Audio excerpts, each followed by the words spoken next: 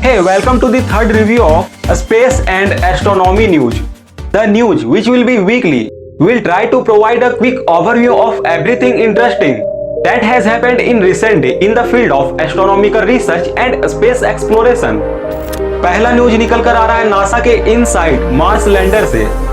NASA के Mars exploration programme के तहत काम करने वाला इनसाइट मार्स लैंडर के दोनों सोलर पैनल पर धूल जमा हो गया है, जिससे इसकी बिजली पैदा करने की क्षमता काफी कम हो गई है और शायद से ये मिशन जो 2022 तक चलने वाला था, मजबूरन इसे 1 साल के अंदर ही बंद कर दिया जाएगा अगर इसके सोलर पैनल से धूल को नहीं हटाया जा सका तो। आंकड़ों के अनुसार इनसाइट 2018 में लगभग 5000 वाट प्रति घंटा बिजली को पैदा कर पाता था, जो अब घटकर 700 वाट हो गया है। इसको देखते हुए नासा के Mars exploration program analysis group ने 21 जून के मीटिंग में ये अहम फैसला लिया है कि इनसाइट के कुछ सेंसर जैसे मौसम और मैग्नेटिक फील्ड का अध्ययन करने वाला उपकरण को बंद कर दिया जाना चाहिए और केवल जरूरत पड़ने पर ही इसे कुछ ही समय के लिए चालू कर सकते हैं। कई लोगों ने नासा को इनसाइट के पैनल को साफ करने के लिए इनजेनिटी मार्स हेलीकॉप्टर के ब्लेड को उपयोग करने का आइडिया दिया है। हालांकि ये कोई आइडिया नहीं है, क्योंकि ये ऑपरेशन काफी रिस्की होगा और हेलीकॉप्टर भी इनसाइट से लगभग 3452 किलोमीटर दूर है।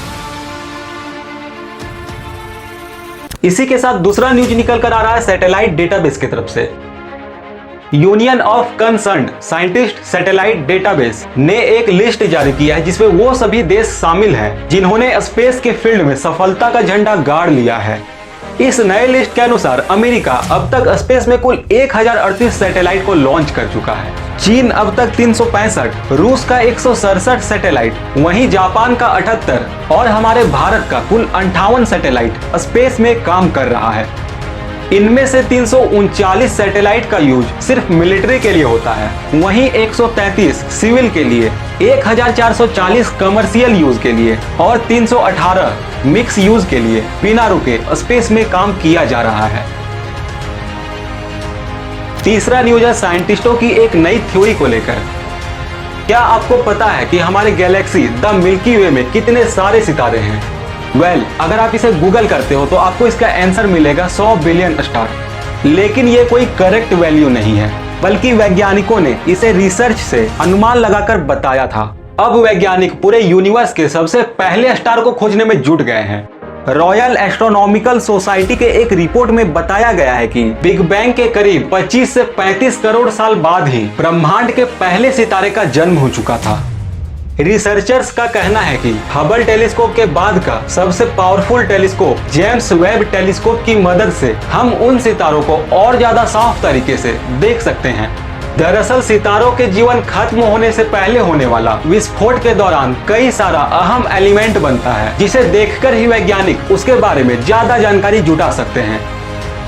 इंटरेस्टिंग बात तो ये है कि ये सभी सितारे आज के सितारों से काफी अलग रहे होंगे। ऐसे में इसके बारे में जानने के लिए साइंटिस्ट काफी एक्साइटेड लग रहे हैं। अगला अपडेट है चीन के झुरोंग रोवर को लेकर।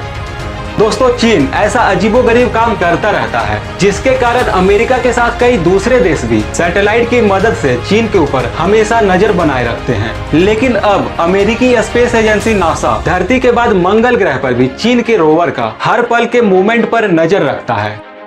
दरअसल चीन का स्पेसक्राफ्ट तियानवेन-1 झुरोंग रोवर को अपने साथ लेकर करीब 4 महीने तक मंगल ग्रह का चक्कर लगाया था। उसके बाद सही जगह देखकर 14 मई को झुरोंग रोवर को मंगल ग्रह के यूटोपिया प्लेनेसिया नाम के जगह पर उतार दिया गया था।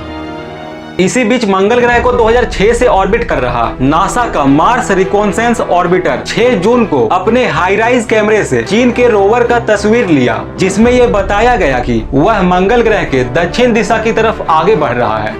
फिर 23 जून को नासा ने रोवर का दूसरा इमेज जारी किया, जिसमें झुरोंग रोवर का चलने का निशान भी दिख रहा था। आपको बता दें कि किसी दूसरे प्लैनेट या स्पेस मिशनों में इंटरनेशनल लेवल की स्पेस एजेंसी अक्सर एक दूसरे के मिशन के सेहत का जानकारी देने के लिए ऐसी तस्वीरें लेता है। इसे हम जासूसी तो नहीं कह सकते, लेकिन ये जिम्मेदारी है नासा का। इससे पहले भी इसरो के चंद्रयान 2 मिशन के विक्रम लैंडर को भी खोजने में नासा के स्पेस क्राफ्ट ने हमारी मदद की थी। दोस्तों, अंतरिक्ष में रहकर काम करने वाला हबल टेलीस्कोप को धरती का आंख भी कहा जाता है। ये धरती से करीब 550 किलोमीटर की ऊंचाई में काम कर रहा है, लेकिन पिछले 10 दिनों से ये टेलीस्कोप बंद पड़ा है। ये पहली बार है जब हबल इतने लंबे दिनों तक बंद पड़ा है। इसकी वजह इसमें लगे एक 1980 के कंप्यूटर में आई खराबी है, जिसकी वजह से ये खुद ही सेफ मोड में चला गया। बीते 10 दिनों से हबल से मिलने वाला इमेज भी नहीं मिल रहा है और ना ही किसी प्रकार का कोई सिग्नल मिल पा रहा है। फिलहाल नासा के साइंटिस्ट अपनी तरफ से इसके सिस्टम में आई दिक्कत को ठीक करने के लिए लगे हुए हैं, लेकिन अब तक उन्हें इसमें कोई सफलता हाथ नहीं लगा है। इस टेलीस्कोप की टेक्नोलॉजी काफी पुरानी जरूर हो गई है, लेकिन ये गहरे अंतरिक्ष में ऐसे महान खोज कर चुका है जिसकी बराबरी करना किसी भी मानव निर्मित मशीन के लिए काफी मुश्किल होगा। हबल पृथ्वी के ऑर्बिट में रहकर ही ब्रह्मांड का खोज करता है और नासा के इस टेलीस्कोप का नाम अमेरिकी एस्ट्रोनॉमर एडविन पी हबल के नाम पर रखा गया था। अपने 30 साल के कार्यकाल में इस टेलीस्कोप ने अनगिनत ऐसे रहस्यों से पर्दा उठाया है जिसके बारे में हम शायद पहले कल्पना भी नहीं कर सकते थे। इस पूरे वीडियो में अगर आपको किसी भी प्रकार का कोई नया इन्फॉर्मेशन मिला हो तो वीडियो को एक लाइक जरूर से कर देना और साथ ही एस्ट्रोनॉमी, इंजीनियरिंग और साइंस के फील्ड से नए नए न्यूज को जानने के लिए चैनल को जरूर से सब्सक्राइब कर लेना। मिलते हैं अगले वीडियो में नए इन्फॉर्मेशन के साथ, तब तक के लिए बाय। अच्छा सुनो, सब्सक्राइब करते वक्त ना घंटी बजा देना।